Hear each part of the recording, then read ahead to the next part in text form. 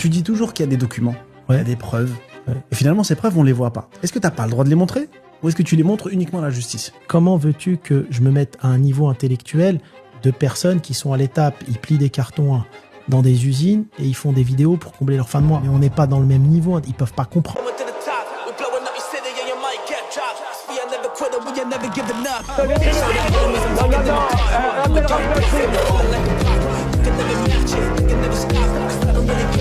Vous fumez, monsieur.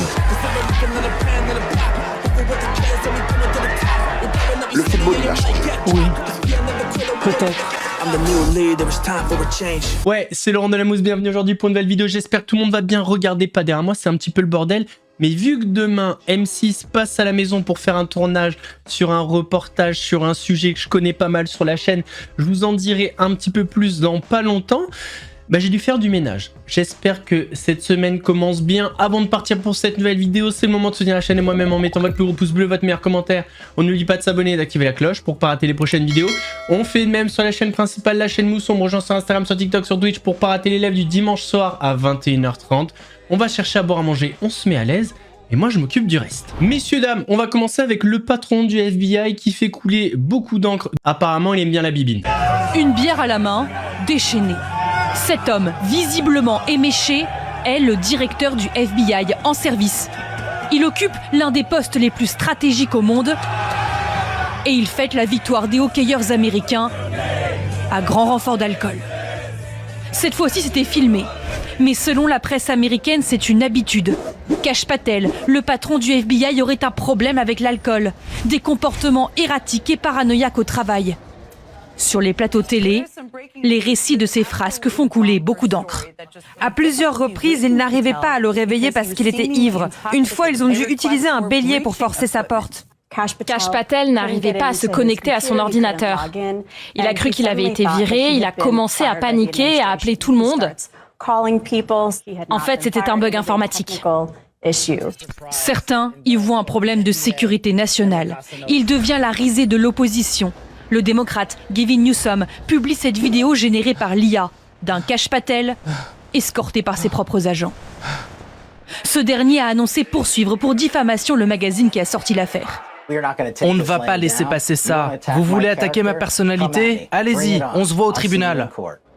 Avocat de profession, Kash Patel est l'un des proches de Donald Trump. Il a même écrit des livres pour enfants où le roi Donald Trump, victime d'un complot, est défendu par son fidèle magicien, reconnaissez Kash Patel.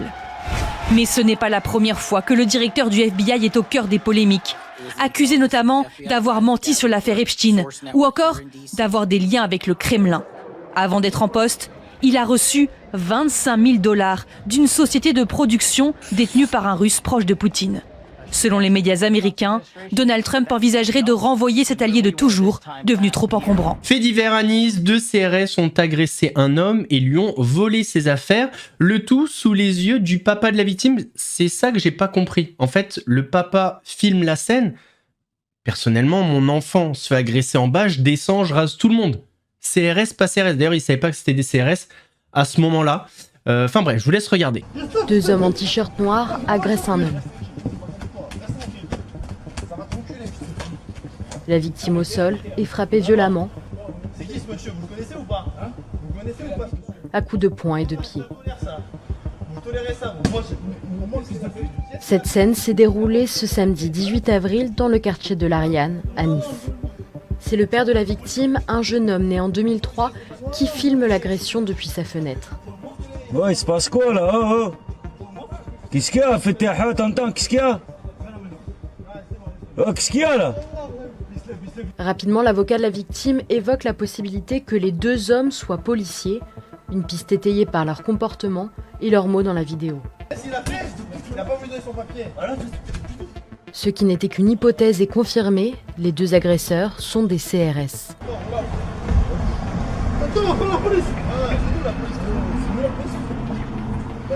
Ils ont été placés en garde à vue ce 22 avril pour violence et vol aggravé. Car en plus des coups et de la violence de la scène, l'un des hommes a dérobé à la victime différents objets tombés, dont une somme de 100 € et son permis de conduire. La victime explique dans sa plainte qu'il se trouvait en bas de son domicile quand une dispute a éclaté. Dans son communiqué, le procureur de Nice précise que les 2 hommes en t-shirt noir, alcoolisés, pensait avoir été insulté par lui alors qu'il téléphonait dans sa voiture. L'avocat de la victime a exprimé sa colère de voir les effectifs de policiers se comporter comme s'ils faisaient un safari dans les rues de Nice. Le parquet explique que les 2 fonctionnaires de police affectés à une compagnie de CRS en déplacement à Nice, et nés en 1998 et 1999, se sont présentés mercredi au service de police avec leur hiérarchie avant d'être placés en garde à vue. D'après les informations de Nice Matin, les 2 policiers seraient originaires du Var. Est-ce que Maëva Guénam aurait encore fait une entourloupe sur son nouveau parfum? C'est-à-dire, est-ce que le packaging de ces parfums serait trouvable sur AliExpress, ce qui signifierait qu'elle est un petit peu encore dans le dropshipping? Possible. Maëva, elle nous a fait cette annonce, elle en est fière. Ça fait maintenant 2 ans que je travaille sur ce parfum. 2 ans de réflexion, de tests, de détails, de copify. Pardon, elle a pas dit ça. Je l'ai créé avec l'un des meilleurs nez de France, Emna Dogri, et on a travaillé dessus pendant plus de 4 mois pour atteindre exactement ce que je voulais. Un vrai parfum de niche, puissant, élégant, inoubliable. Moi, j'ai vu une vidéo de notre cher Rudy Koppel qui avait dit, mais en fait, il y a un problème. Elle nous a teasé sur le fait que ça prenait beaucoup de temps parce qu'elle avait engagé une graphiste pour s'occuper du packaging, donc du marketing de son parfum. Et puis quand le parfum il sort, bim, Rudy fait des recherches et il voit quoi? Il voit que c'est trouvable sur AliExpress. Exactement, chez Alibaba.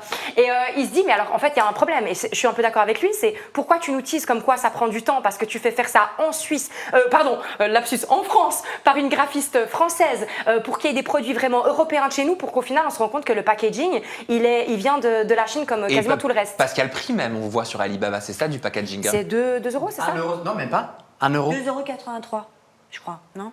2,83 €. Moi là je le vois moins. Après tout dépend des quantités. C'est même pas 1 euro. Hein. C'est vrai qu'elle est assez folle cette photo. Moi je pense qu'elle a joué avec les mots, Maëva, parce qu'elle a voulu nous faire croire en fait que c'est elle qui avait tout fait fabriquer par un graphiste et tout. Sauf qu'en vérité, ils ont juste fait l'habillage sur cette bouteille de parfum qui se vend sur AliExpress. Mais toutes les grosses sociétés, elles font ça. Voilà. Donc non, elles vont aller peut-être 95%, oui. Elles font designer, produire en Chine ou n'importe où. Oui. Et puis après, il suffit de mettre une étiquette sur un produit pour dire ça a été designé en France.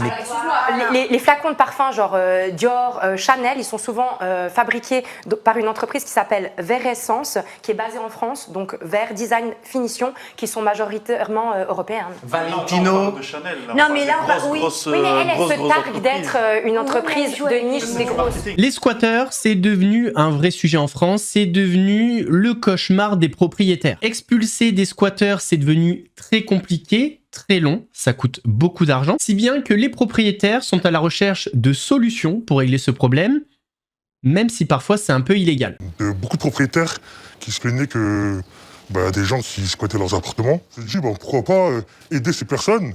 Videurs en boîte de nuit, ces trentenaires ont démarré en complément, il y a 3 ans, une activité lucrative et illégale de délogeurs. On a fait le boulot sur un emplacement, puis 2, puis 3, et de fil en aiguille, ça a augmenté. On a appelé un peu partout en France. Donc aujourd'hui, on n'est que 2, mais il faut savoir qu'on est c'est une équipe. Et vous prenez combien? Ça joue entre 4 000 et 5 000 euros, quand même. Par personne?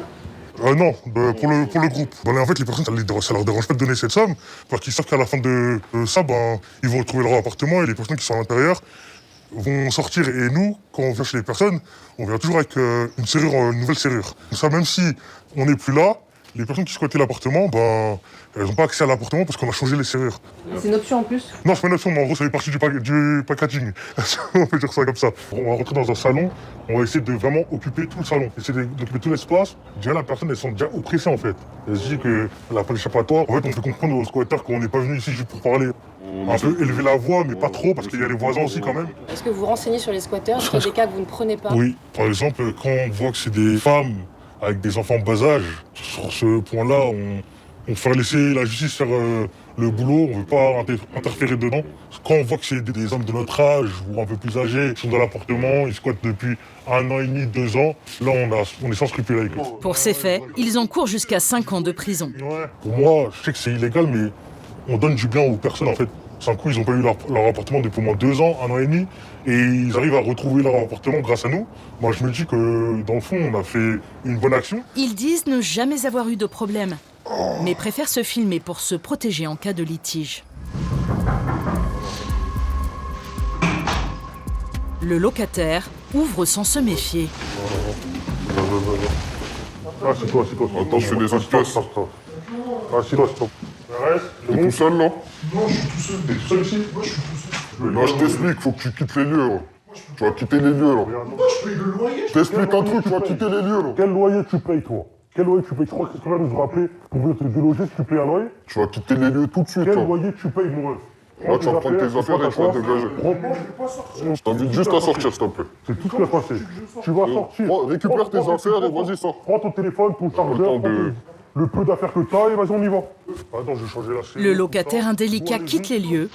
L'intervention a duré moins de 3 minutes. Les hommes appellent immédiatement le propriétaire. C'est bon, là, il n'y a pas de problème. On l'a délogé, la serrure, elle a été changée, il faut rassurer, il n'y a pas de souci. Impeccable, je vous remercie. Ok. Merci infiniment. On se voit demain pour la clé. Ok, ça marche, à demain pour récupérer la clé. Ok, ça marche, au plaisir. Le mystère sur la mort du petit Émile serait-il en passe d'être levé?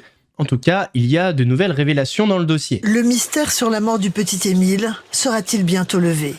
Les résultats des prélèvements effectués sur les ossements et les vêtements de l'enfant retrouvés dans cette forêt en mars 2024 semblent apporter un nouvel éclairage. Des éléments comme notamment des résidus de fientes de poulet et de chauve-souris laissent penser qu'après sa disparition, Émile aurait séjourné sur un site agricole. Autre expertise qui accrédite cette thèse, la découverte de particules de cordelette, un modèle exclusivement utilisé dans l'agriculture. Impossible, en revanche, de déterminer si l'enfant a été entravé par ces mêmes cordelettes, ni combien de temps il aurait séjourné dans un environnement agricole. Mais pour ses grands-parents, cette découverte éloigne l'enquête de la piste familiale. À ce stade des investigations, tout ce qui pouvait concerner, je crois, la famille de ma cliente a pu être passée au peigne fin, c'est tout à fait légitime, c'est tout à fait nécessaire, et apporter des réponses qui sont, je crois, de nature à orienter désormais le travail des enquêteurs vers d'autres pistes. Une trace ADN inconnue a également été retrouvée sur le crâne du petit Émile. Pour tenter de mettre un nom sur cette trace, les enquêteurs ont prélevé l'ADN de 106 habitants du Haut-Vernay et des environs. Des échantillons qui seront tous comparés à cet ADN inconnu. S'il y a un match parfait, c'est que l'ADN appartient au suspect. Mais cela peut marcher avec une personne qui n'est pas forcément la personne qui a commis le crime, mais un de ses apparentés, plus ou moins proches. Ça peut être un cousin, un oncle, une tante, qui est dans la base de données. Les recherches sur l'ADN pourraient prendre encore plusieurs semaines. Elles seront déterminantes dans cette affaire où désormais l'hypothèse d'un meurtre est privilégiée. Mathieu Delormeau était l'invité du média Le Crayon sur YouTube et il s'est prêté à un jeu de questions-réponses. Je vous laisse regarder. La télévision fabrique des névroses. Non, la télévision amplifie les névroses. La télé, c'est une caméra et cette lumière rouge, c'est horrible, on dirait de la radiothérapie. Vous avez l'impression qu'elle fixe, elle va trouver la névrose, la tumeur en vous et elle va la faire grossir avec les années. Donc ouais, réglez-les si vous voulez en faire, parce qu'effectivement, la télévision, j'aime bien cette phrase, mais oui, c'est pas un hôpital, elle va pas vous soigner. Un toxicomane est un malade, pas un criminel. Ouais, en effet. Mais un malade qui se sent coupable, qui a honte de lui, parce que aussi la société lui fait comprendre que c'est quelqu'un de coupable. Quand vous voyez ce que rapporte le Téléthon et le SIDAction, les organisateurs vous le disent très bien. Parce que dans un cas, ce sont des gens qui ont une maladie, donc ils n'ont pas choisi les pauvres. Dans l'autre cas du SIDAction, les gens disent quand même, ouais, t'avais qu'à mettre une capote, t'avais qu'à faire attention, t'as fait n'importe quoi, et maintenant c'est à nous de payer. La drogue, c'est un peu ça. Les gens, c'est quand même, ça va, on te l'a pas mis dans le nez, donc t'as fait n'importe quoi, et maintenant il faudra te plaindre. Tomber dans la drogue quand on est riche et célèbre, c'est juste un manque de volonté. Waouh. Si vous n'êtes pas prévenu, c'est pas complètement faux. Les gens en ce moment, très gentiment, me disent bravo, bravo, bravo dans la rue, bravo pour la manière dont tu t'en sors, tout ça. Mais c'est vrai que le vrai courage, c'est pas d'en sortir, même si c'est un courage. Le vrai courage, c'est de pas y rentrer. Une cure de désintox, ça ressemble plus à une prison qu'à un hôpital. Pour moi, c'est une prison. Il y en a pour qui c'est un club de vacances. Parce qu'il n'y a pas l'heure, on te donne à manger, t'es nourri, logé, blanchi, on te dit à 9h tu fais du sport, à 9h30 tu fais une balade. Mais tout ça sans les bagarres en moins, bien sûr, sans l'agressivité d'une prison. Donc quelque part, ils sont totalement pris en main. C'est souvent des gens qui sont complètement en échec dans la vie, qui parfois vivent dans la rue ou tout ça. On voit de tout dans une cure. Donc ces gens-là, effectivement, ils ont presque peur d'en sortir. Et il y en a même, j'en ai vu, qui pendant la cure me disaient qu'il chutait pour revenir. Pour moi, c'était une horreur. Moi, j'en ai fait 3. Je ne peux pas me soigner en cure. Il faut que je sois en ce qu'on appelle ambulatoire avec chez moi. En ce moment, grosse bataille juridique à Saint-Ouen entre Master Poulet, donc qui est une chaîne de restauration qui vend du poulet, comme vous l'avez compris, et la municipalité. C'est la guerre. Vraiment, c'est la guerre, je vous laisse regarder. À Saint-Ouen, la municipalité veut faire fermer le fast-food Master Poulet, mais perd en justice.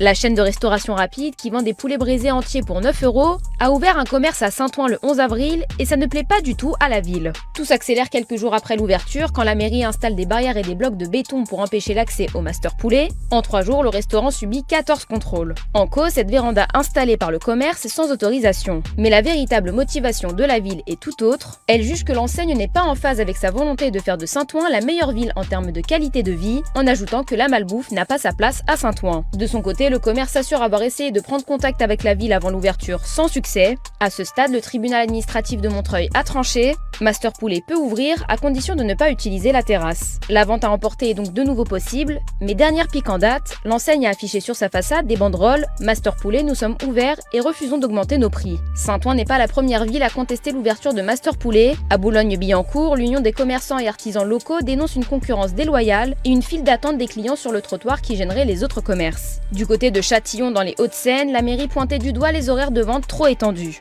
Hakim Benotman a sorti un nouveau podcast sur la chaîne YouTube Team Assil et dans cette vidéo, il a insulté pas mal de personnes dont je faisais partie et il a parlé de moi à un moment donné et il a parlé de ses qualités intellectuelles. Le niveau est trop élevé, je vous montre et je vous montre ma réponse. Tu dis toujours qu'il y a des documents, il y a des preuves et finalement ces preuves on les voit pas. Est-ce que t'as pas le droit de les montrer? Ou est-ce que tu les montres uniquement à la justice? Comment veux-tu que je me mette à un niveau intellectuel de personnes qui sont à l'étape, ils plient des cartons dans des usines et ils font des vidéos pour combler leur fin de mois. Mais on n'est pas dans le même niveau, ils peuvent pas comprendre. Il est trop intellectuellement pour nous, messieurs, dames. Par contre, tu peux nous montrer un exemple, s'il te plaît? C'est juste pour un copain. Tu achètes un terrain d'1 hectare à 1 million, tu revends, je sais pas, 10 parcelles à 300 000 la parcelle, tu fais 3 millions, 2 millions plus-value, ça va prendre quoi, maximum 1 an? Ça va être sur 300% de rendement, c'est énorme. Ah ouais, le niveau est impressionnant. Moi, je t'explique du coup vite fait. Le double, c'est 100%. Quand on dit t'as doublé, t'as fait 100% de rendement. Et quand t'as triplé, du coup, c'est 200%. C'est pas 300. Alors, c'est pas très grave en vrai. C'est quoi, 6e, 5e, entre 11 et 13 ans? T'as juste un peu de retard. On en reparlera vendredi, on va un peu débunker ce podcast. Il y a beaucoup de mensonges et de bêtises, donc on en parlera. Je vais pas me gêner, je laisserai pas parler en dernier. C'est trop facile sinon. Dernier sujet hyper intéressant. Je voulais en parler depuis quelques temps, mais à chaque fois j'ai oublié. Ces dernières années, 11 scientifiques américains ont disparu brutalement et toutes ces personnes étaient liées à des programmes sensibles. Le Congrès a décidé d'ouvrir une enquête. 11 scientifiques américains liés à des programmes sensibles ont disparu brutalement ces dernières années. Le Congrès ouvre une enquête, on vous raconte. Well, I hope it's random, pretty serious stuff. Hopefully, I don't know, coincidence, whatever you want to call it, but some of them were very important people. And we're going to look at it over the next Ce 16 avril 2026, Donald Trump a évoqué publiquement une affaire, jusqu'à là surtout relayée sur les réseaux, notamment sur Reddit, où elle était souvent associée à des théories complotistes. Dans la foulée, le 20 avril, le Congrès a annoncé avoir saisi plusieurs agences fédérales, dont le FBI et la NSA. Very unlikely that this is a coincidence. So, Congress is very concerned about this. Our committee is making this one of our priorities now because we view this as a national security threat. James Comer, élu républicain et président de la commission de surveillance de la Chambre des représentants, spécialisée dans les enquêtes sensibles, explique avoir d'abord pensé à une sorte de théorie du complot un peu folle avant de juger que quelque chose de beaucoup plus sinistre était peut-être en cours. La NASA, concernée par 3 de ces disparitions, a annoncé coopérer avec les agences compétentes concernant les scientifiques disparus, tout en indiquant qu'à ce jour, rien n'indique une menace pour la sécurité nationale. En fait, depuis 2022, 11 scientifiques américains qui travaillaient sur des programmes sensibles, notamment liés au nucléaire et à l'espace, sont morts ou portés disparus dans des circonstances jugées inhabituelles par plusieurs médias américains. Voici ce que l'on sait précisément sur ces 11 disparitions. Amy Eskridge, 34 ans. There's multiple parties looking at each other like, didn't we tell this bitch 3 years ago that we kill people for this? Is she not listening? What is she doing? She's still doing it? What? We told her we were gonna kill her 3 years ago. Amy est décédée le 11 juin 2022 en Alabama. Chercheuse en propulsion expérimentale, elle avait cofondé un institut de recherche et affirmait explorer des concepts comme l'antigravité. Son décès a été classé comme un suicide par arme à feu. Avant sa mort, Amy Esgridge évoquait du harcèlement, des menaces, voire des tentatives de sabotage. Michael David Hicks, 59 ans. Ce physicien au laboratoire de propulsion spatiale de la NASA, spécialisé dans les comètes et les astéroïdes, est mort le 30 juillet 2023 à 59 ans sans que la cause de son décès ne soit rendue publique. Frank Maywald, 61 ans. Chercheur dans le même laboratoire de propulsion de la NASA que Hicks, Frank Maywald est décédé le 4 juillet 2024 à Los Angeles à l'âge de 61 ans sans explication officielle. Anthony Chavez, 78 ans. Anthony Chavez est un ancien employé de Los Alamos, l'un des centres de recherche les plus sensibles des États-Unis, spécialisé dans le nucléaire et la sécurité. Le 4 mai 2025, il a disparu après avoir quitté son domicile à pied. Malgré des recherches approfondies, il reste introuvable. Monica Yasantoreza, 60 ans. Cette ingénieure aérospatiale travaillait elle aussi au laboratoire de propulsion de la NASA, comme Hicks et Maywald. Monica a disparu le 22 juin 2025 lors d'une randonnée en Californie. Elle marchait avec un accompagnant, mais après s'être éloignée d'une dizaine de mètres, elle n'a jamais été retrouvée. Melissa Cassias, 53 ans. 4 jours plus tard, le 26 juin 2025, cette assistante administrative, employée au laboratoire de Los Alamos, où travaillait Chavez, a disparu sans laisser de traces. Melissa Cassias a été vue pour la dernière fois près d'une autoroute, sans téléphone ni effet personnel. Steven Garcia, 48 ans. Le 28 août 2025, Steven Garcia, qui travaillait sur un site spécialisé dans les composants d'armes nucléaires, a disparu après avoir quitté son domicile à Albuquerque. À l'époque, la police explique qu'il est armé et qu'il représente un possible danger pour lui-même, mais il n'a jamais été retrouvé depuis. Jason Thomas, 45 ans. Ce directeur adjoint en biologie chimique est porté disparu le 12 décembre 2025. Son corps est retrouvé 3 mois plus tard, le 17 mars 2026, dans un lac du Massachusetts. On ne sait pas officiellement de quoi Jason Thomas est mort, seulement que son corps a été repêché dans un lac auparavant gelé. Nuno Loureiro, 48 ans. Le 16 décembre 2025, ce physicien nucléaire au MIT meurt des suites d'une blessure par balle. Selon les premiers éléments de l'enquête, Nuno Loureiro aurait été abattu à son domicile après un différend avec un autre scientifique. Carl Grillmer, 67 ans. Le 16 février 2026, l'astrophysicien Carl Grillmer est également tué par balle devant chez lui. Bien qu'aucun mobile clair n'ait été établi pour sa mort, les enquêteurs ont arrêté un homme le jour même pour vol de voiture avant de le relier au meurtre. Les deux hommes ne se connaissaient pas, mais le suspect avait été arrêté en décembre pour s'être introduit sur la propriété de Grillmer avec un fusil. William Neil McCasland, 68 ans. Le 26 février 2026, William, ancien général de l'armée de l'air, âgé de 68 ans, disparaît au Nouveau-Mexique. Plusieurs objets personnels ont été retrouvés à son domicile, mais d'autres manquent, dont son revolver. Son nom avait déjà circulé dans des discussions liées aux ovnis après la publication par Wikileaks d'échanges mentionnant son rôle dans des programmes sensibles. Sa disparition intervenue quelques jours après l'annonce de Donald Trump sur la déclassification de documents liés aux ovnis reste inexpliquée à ce jour. Selon James Comer, plusieurs de ces personnes étaient à l'avant-garde, notamment dans le domaine du nucléaire. Nous savons que de nombreux pays à travers le monde aimeraient bénéficier de notre savoir-faire et de nos capacités. Cependant, certaines familles de scientifiques doutent que les morts de leurs proches ne soient liées entre elles. Le père d'Amy Esgridge, qui n'a pas souhaité donner d'interview aux médias américains, a indiqué que sa mort n'était pas liée à cette série, déclarant « Il faut que les gens comprennent que les scientifiques meurent aussi ». L'entourage de McCasland conteste aussi tout lien. Il a pris sa retraite il y a 13 ans. Il paraît improbable qu'il ait été enlevé pour qu'on lui soutire des secrets aussi vieux. La fille de Michael David Hicks rejoint les autres proches de famille. D'après ce que je sais de mon père, il n'y a aucune logique qui permettrait de le relier à cette éventuelle enquête fédérale. Seul un ami d'Anthony Chavez a déclaré qu'il se réjouissait que les autorités se penchent enfin sur l'affaire. Il était temps. Enfin, si dans la majorité des cas, les causes des décès ou les circonstances de disparition sont floues, dans d'autres, des enquêtes policières ont établi des éléments justifiant plus ou moins leur disparition, comme c'est le cas pour Nuno Loureiro ou Carl Grillmer. James Walkinshaw, un élu démocrate qui siège également à la commission, estime aussi qu'une enquête sur les disparitions et le décès est justifiée, mais il précise ne pas être convaincu qu'il existe un motif coordonné derrière ces affaires. Pour l'heure, aucune preuve officielle ne confirme donc un lien entre tous les cas, l'enquête venant seulement de débuter. Caroline Leavitt, la porte-parole de la Maison-Blanche, a affirmé sur X que tout serait fait pour identifier toute éventuelle similitude qui pourrait exister. Messieurs, dames, on arrive à la fin de cette vidéo, j'espère qu'elle vous a plu. Si c'est le cas, votre plus gros pouce bleu, votre meilleur commentaire. On n'oublie pas de s'abonner et d'activer la cloche pour pas rater les prochaines vidéos. On fait de même sur la chaîne principale, la chaîne Mousse. On mange sur Instagram, sur TikTok, sur Twitch pour pas rater les lives du dimanche soir à 21h30. Nous, on se donne rendez-vous mercredi pour une nouvelle vidéo actu. En attendant, prenez soin de vous. Laurent de la Mousse vous salue. Mousse, c'était chaud, c'était flou, mais on a mis la loupe. Les fous, les relous, ceux qui parlent beaucoup. Ici on éclaire tout, même ceux qui fait grincer les dents. Si t'as kiffé, balance un like. abonne-toi, rejoins la clique. Active la cloche, on remet ça bientôt et crois-moi, la suite va faire du bruit.